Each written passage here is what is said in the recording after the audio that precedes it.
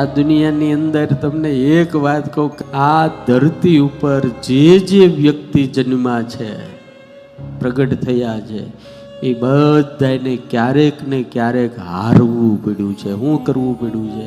યુદ્ધના મેદાનમાં એની હાર થઈ છે ક્યારેક ને ક્યારેક.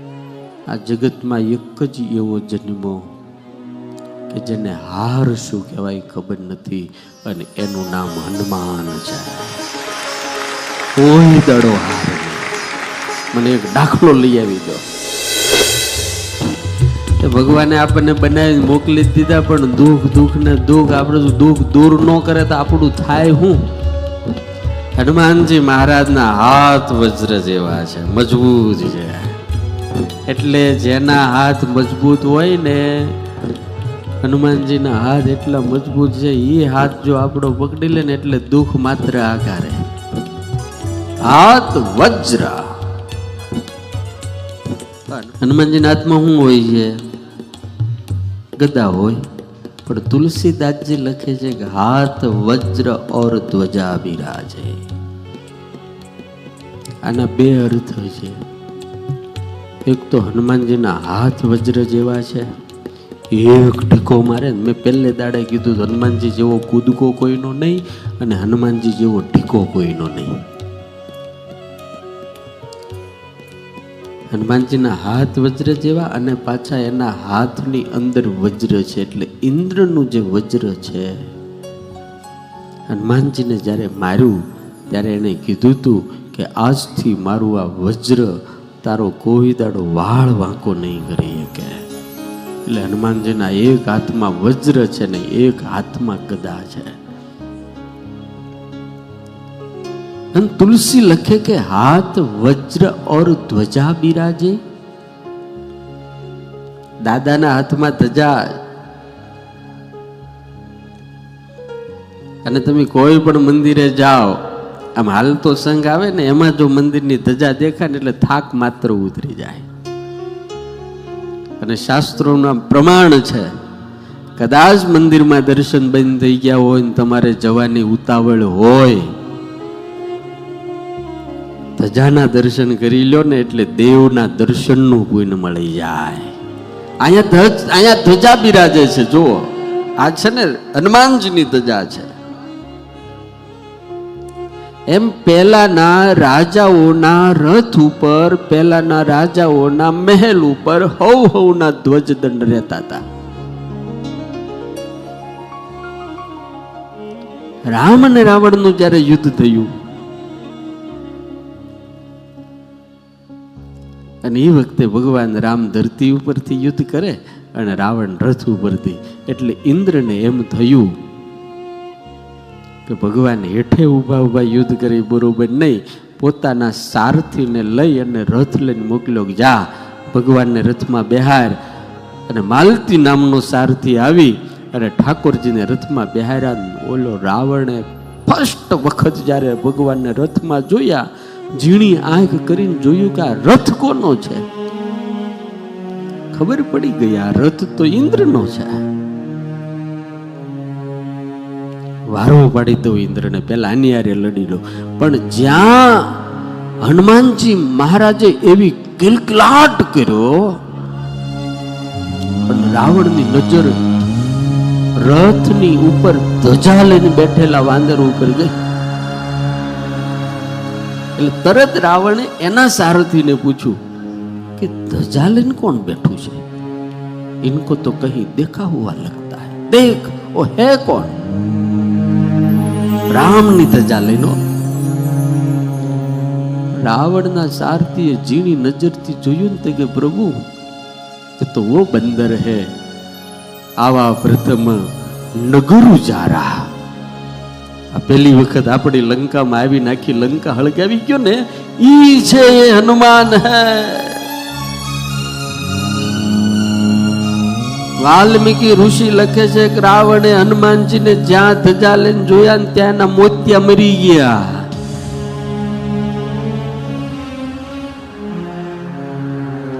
એને अपने सारथी को कहा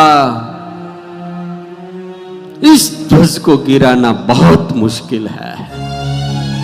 हे मारा बाप, દુનિયામાં કોઈ પણ તમારી ધજા લઈને ભરતો હોય ને, ક્યારે ક્યાંય હેઠી મૂકીને જતો રહે ને એનો હાથ કાપી નાખે, કાંઈ નક્કી નહીં. પણ જેના ધજા હનુમાનના હાથમાં હોય ને, દુનિયાની કોઈ તાકાત હલાવી ના શકે યાર. હાથ વજ્ર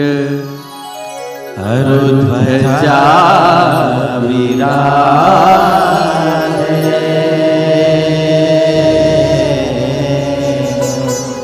કાંધે મુજે જનેઉ સાજે.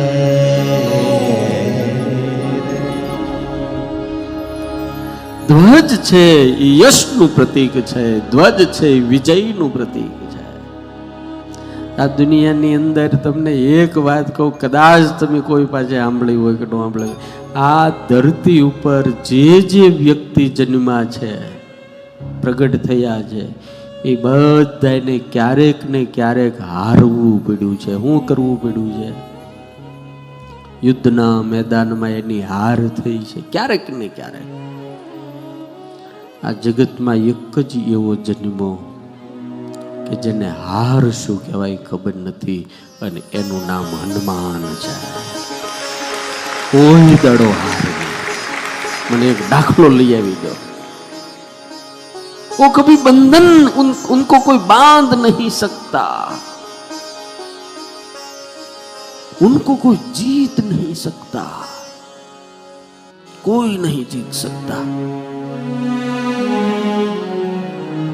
તો તમને બધાને ખબર છે, ઇન્દ્રજીતે એને એક વખત બાંધ્યા હતા. હનુમાનજી પોતે એની ચોખવટ કરે કે રાવણ, ब्रह्मास्त्र मेरा स्पर्श नहीं कर सकता, बंधन मैंने स्वीकृत किया है, तेरा बेटा मुझे बांध नहीं सकता, मैंने स्वीकृत किया है.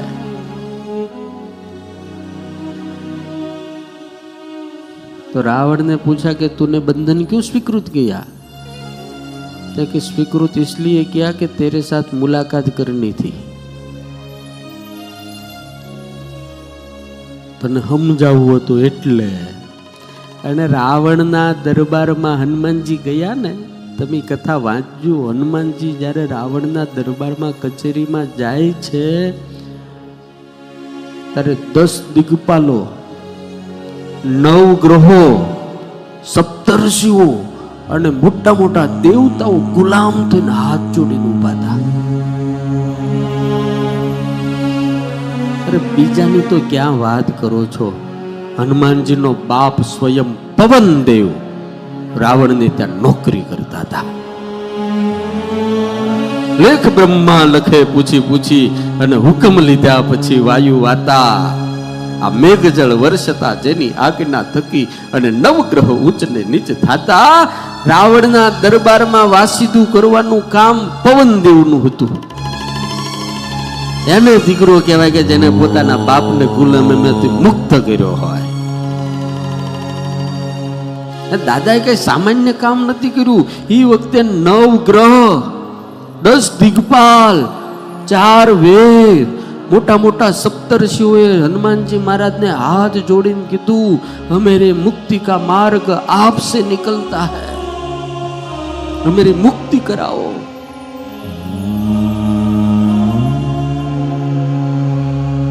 हनुमान जी ने कहा कि रावण मुझे कोई नहीं बांध सकता, ये तो मैंने स्वीकृत किया है. તમે વિચાર કરો કે આ માણા કેવડો મોટો હશે રાવણ. મૃત્યુ પણ એના કબજામાં લ્યો, મૃત્યુ એના કબજામાં. હનુમાનજી મહારાજે જે રાવણને બધી વાત કરવા માંડ્યા ને, એટલે હનુમાનજી મહારાજને રાવણે કીધું, બંદર तुझे पता है कि तेरी बगल में मौत आकर खड़ी है, एक काल मेरे कब्जे में है. मृत्यु हनुमानजी ની બાજુમાં આવીને ઊભું રહી ગયું, કારણ કે રાવણનું દાસ. तुझे डर नहीं लगता बंदर, मृत्यु तेरे बगल में खड़ी है. हनुमानजी महाराजे આમ જોયું, વાંદરા કેમ જોયું, આમ જોયું. વાંદરાની વાત એટલે બંદર એટલે બંદર યાર. ઈ જો આપણી પાછળ પડી ગયા ને તો મારી નાખે. વાંદરાને કાંઈક વાગ્યું હોય ને ઈ તે તો ભાઈ ખબર કાઢવા જાય ને તો આમ ઠોલે. હા, ઓલાને બિચારાને 50 વાંદરા ખબર કાઢવા આવે ને તો ઓલાને ગુજરાવી દે. એક તમને ક્લિપ દેખાડું, બહુ મજા આવે છે. વાંદરા ભૂંડ ઉપર સવારી, આમ જુઓ, આ જોવા જેવી છે. આમ હાકે કેવું, 2 જણા પાછા ડબલ સવારી.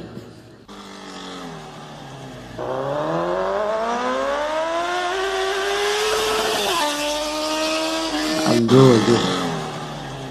છે ને પડાવ. ઓલું ગમે એટલી રાડ્યું નાખે આ છોડે. ઘણી વખત મને કોક પૂછે એટલે રાવણ મરી કેમ ગયો? મેં કીધું આવા 56 કોટી મુંડી પીડ્યા હતા. રાવણ નું હું ગજવું, એ માથે સડી જાય, બટકા ભરી જાય, ગમે તે કરી જાય.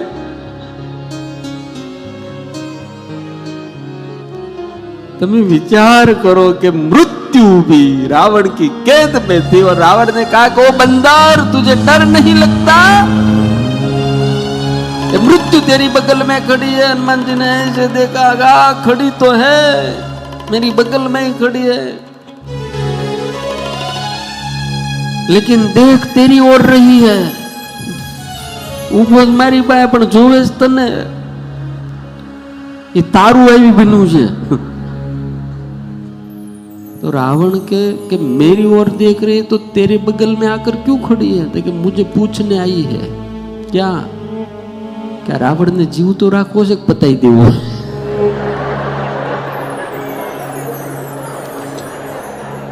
આપણે બધાય, હું ભેગો એમાં તમારી ભેગો, આપણે બધાય બીએ છીએ કોક ના કોકથી.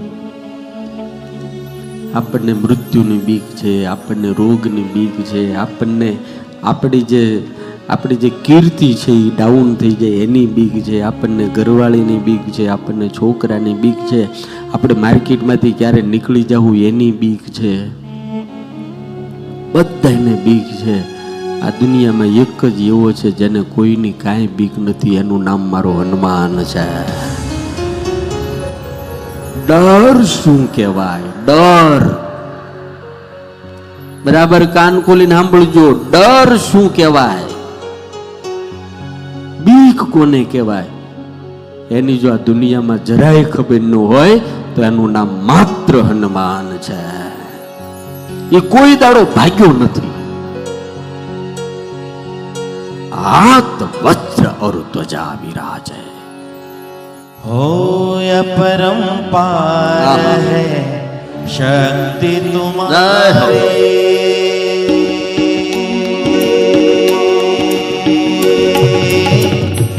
अपरंपार है शक्ति तुम्हारी. अपरंपार है शक्ति तुम पर रीजे अवध बिहारी. तुम पर रीजे अवध बिहारी. भक्ति भाव से जाऊं तुमको. भक्ति भाव से जाऊं तुमको. कर दुखों से पार पवन सुत बिनती. बारंबार पवन सुत विनती.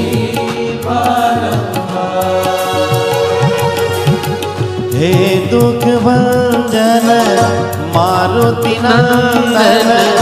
हे दुख भंजन मारुति नंदन. सुन लो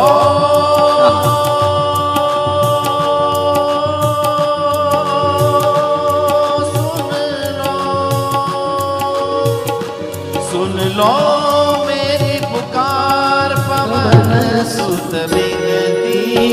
बारंबार पवन सुत बिनती.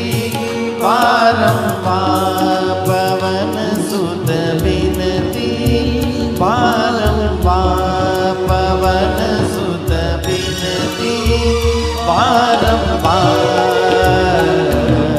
આ દેશની અંદર દુનિયાની અંદર ગમે એવો મોટો માણસ ગમે એવો મોટો માણસ ગમે એવો મોટો માણસ બીક તો હોય ને હોય જ. બધાને કાંઈક ને કાંઈક બીક હોય, નાની મોટી હવના પ્રમાણમાં હોય. એક એવો છે કે હનુમાનજી મહારાજ કોઈથી બીતા નથી.